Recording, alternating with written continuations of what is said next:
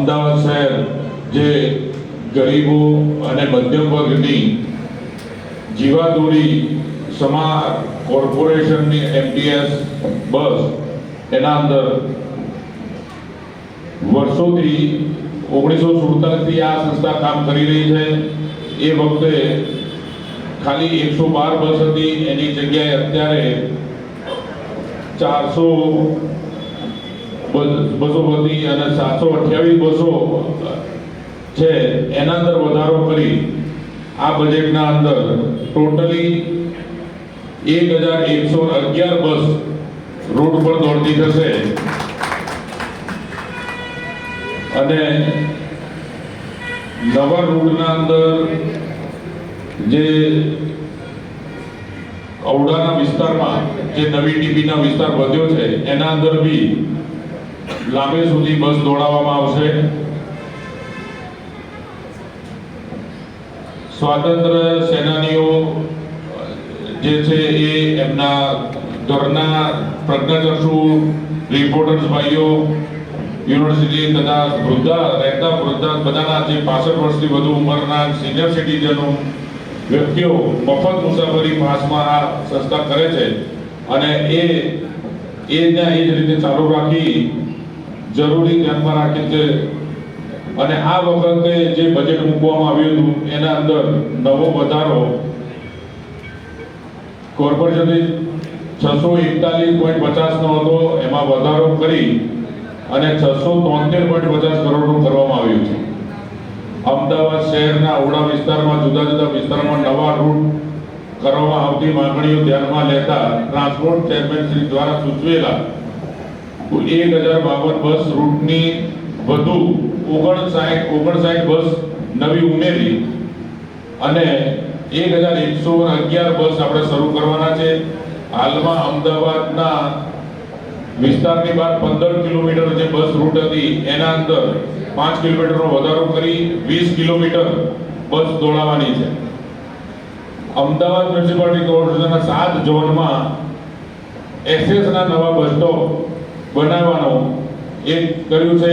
એનું 35 લાખ સ્વર્ણિમ જયંતિ મુખ્યમંત્રી શહેરી વિકાસ યોજનામાંથી ગ્રાન્ટ લેવાની છે.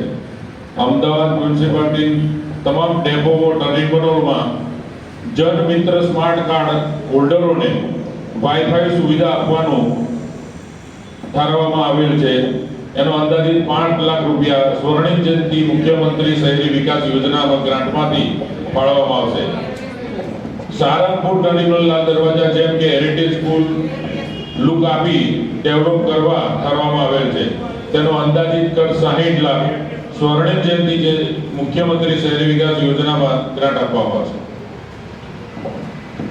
ડેપોના ટર્મિનલો ઉપર કોમર્શિયલ ધોરણે વિકાસ કરી વધારાની આવક ઊભી કરવા અંગે આયોજન કરવામાં આવેલ છે. હાલમાં જમાલપુર વર્કશોપનું જર્જરિત સ્ટ્રક્ચર છે તે ઉતારી તે જગ્યા પર 100 જેટલી ઇલેક્ટ્રિક બસો પાર્કિંગ માટે ટેન્ડર દ્વારા પ્રક્રિયા કરી જરૂરી સ્ટ્રક્ચર તૈયાર કરવાનું ઠારવવામાં આવેલ છે. આ માટે ₹6 કરોડ સ્વર્ણિમ જયંતિ મુખ્યમંત્રી શહેરી વિકાસ યોજનાની ગ્રાન્ટમાંથી ફાળવવામાં આવશે. નિષ્ણાત એજન્સી દ્વારા તમામ રૂટોનું પ્લાનિંગ કરી પ્રવાસીઓ વધુ બસ સુવિધાઓ આપવામાં તેમજ તે દ્વારા વધુ આવક મેળવવાનું ઠારવવામાં આવેલ છે. મેટ્રોના રૂટ ઉપર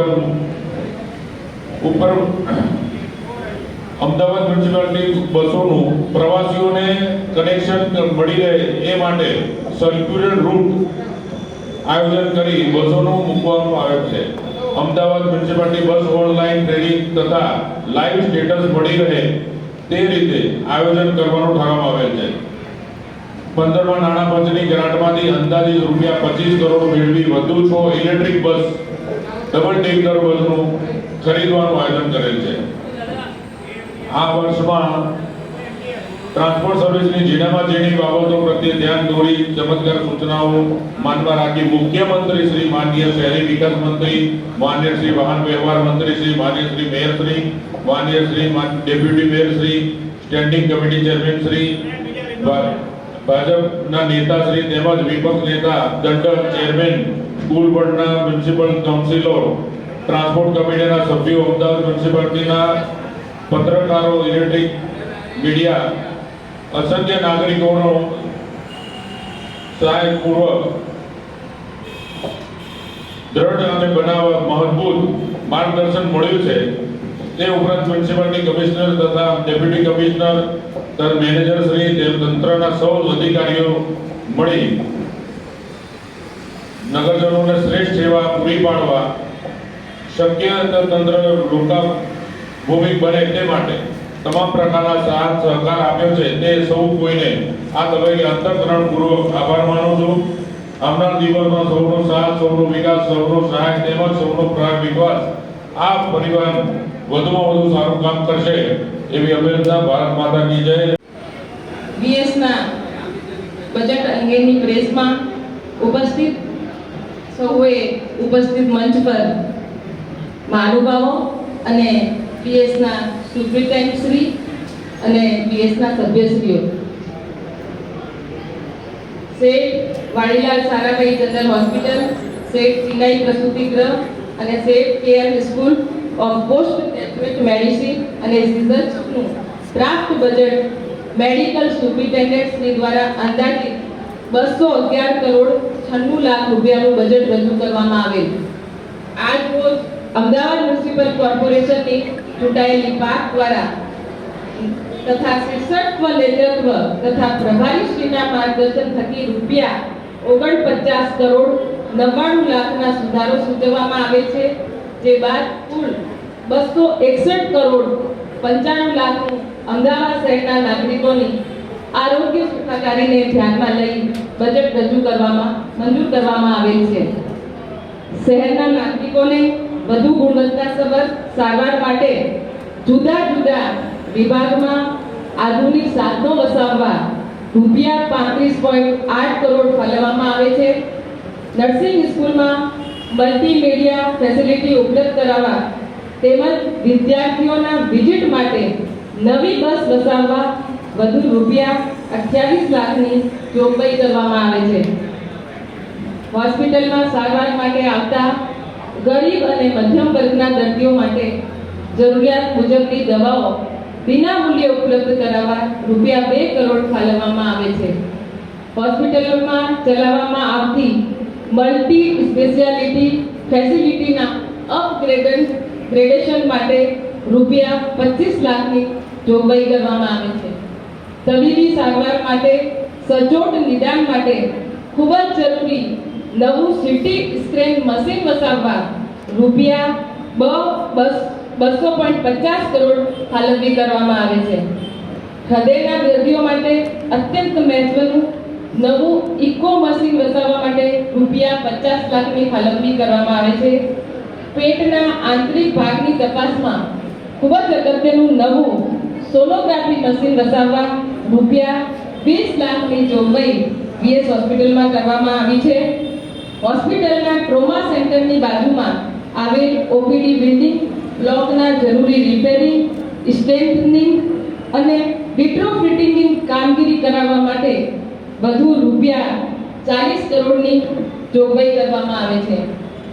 હોસ્પિટલમાં વીજળી ખર્ચમાં ઘટાડો કરવા ટ્રોમા સેન્ટર અને નર્સિંગ સ્કૂલના ઢાબા ઉપર સોલાર પેનલ ઇન્સ્ટોલ કરવા રૂપિયા 75 લાખની જોગવાઈ કરવામાં આવે છે. આમ સુપ્રિન્ટેન્ડન્ટ શ્રી દ્વારા રજૂ કરેલ રૂપિયા 211.96 કરોડના બજેટમાં ગરીબ અને મધ્યમ વર્ગના દર્દીઓને મળતી તબીબી સેવાઓની ગુણવત્તા વધુ સુચારુ કરવા વ્યવસ્થાપક મંડળ અને મોવડી મંડળ અને ભારતીય જનતા પાર્ટીના શીર્ષક નેતૃત્વ દ્વારા કુલ અંદાજિત રૂપિયા 50 કરોડના વધારા સૂચવવામાં આવે છે.